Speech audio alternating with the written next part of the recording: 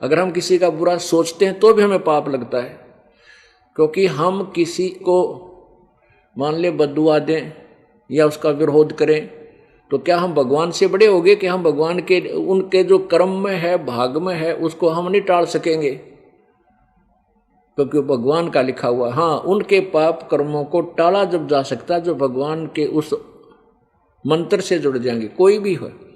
तो इसलिए हम परिचित हैं कि हम किसी के कर्म में बाधा नहीं कर सकते, बुरे हो सकते हैं।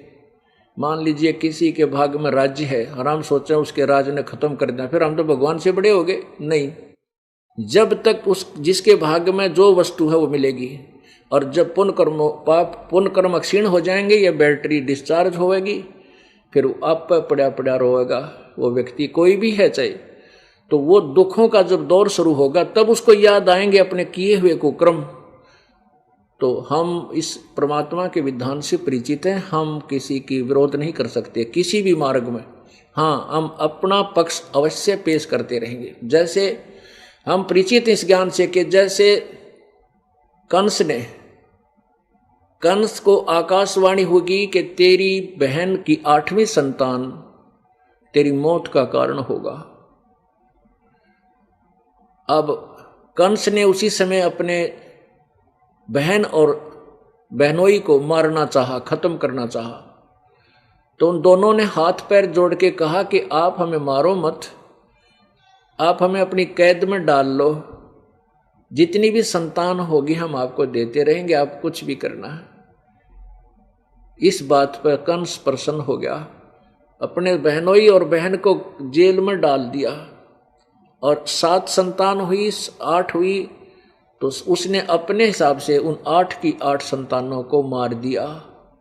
फिर आकाशवाणी 8वीं संतान जब उसने मारना चाहा, वो जमीन पर पटकी, वो आकाश में उड़ गई, लड़की थी 8वीं भी, और कहा था कि 8वां लड़का होगा वो मारेगा तुझे। तो आकाशवाणी हुई कि तेरे मारने वाला पैदा हो चुका है, जन्म ले चुका है। अब उस कंस ने, कोई बुद्धिमान होता उसकी अकल ने ठिकाने लाता, कोई संत कहता कि यदि तू भगवान की आकाशवाणी को सत्य मानता है तो तू कैसे परिवर्तन कर सकता है उसमें, तू तो पाप इकट्ठे कर रहा है। लेकिन ऐसी सलाह देने वाला उस राजा के पास नहीं था। तो उसने क्या आदेश दिया, मंत्रियों ने सलाह दी कि आसपास के नवजात शिशुओं को मरवा डालो। इसे सलाहकार थे उस कंस के। तो कंस ने कहा बिल्कुल सही है, आसपास के क्षेत्र के कोई 2 वर्ष के 6 महीने के नवजात शिशु आज ही पैदा हुआ है, कोई 8-7 वर्ष के बालकों तक को सबको कत्लेआम करवा दिया उस पापी ने।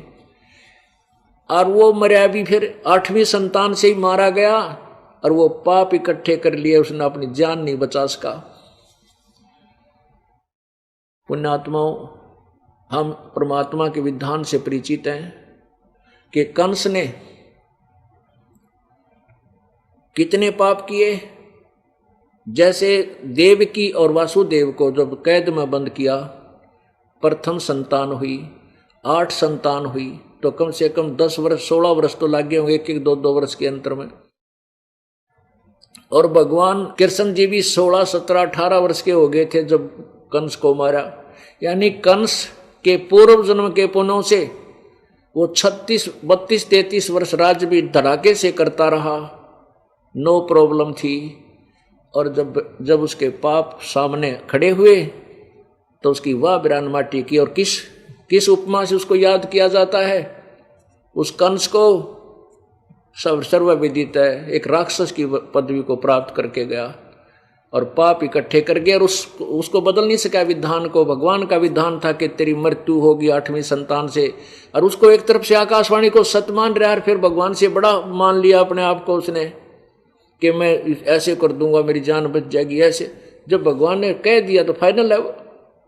प्रार्थना करते रहना चाहिए था, हाथ जोड़े बैठा रहना चाहिए था, भगवान कब सी आओगी मेरी मौत, उससे पहले मैं कोई पुण्य कर लूँ, अच्छे काम कर लूँ। लेकिन नहीं, संत बिना ये ज्ञान मिला कहाँ से?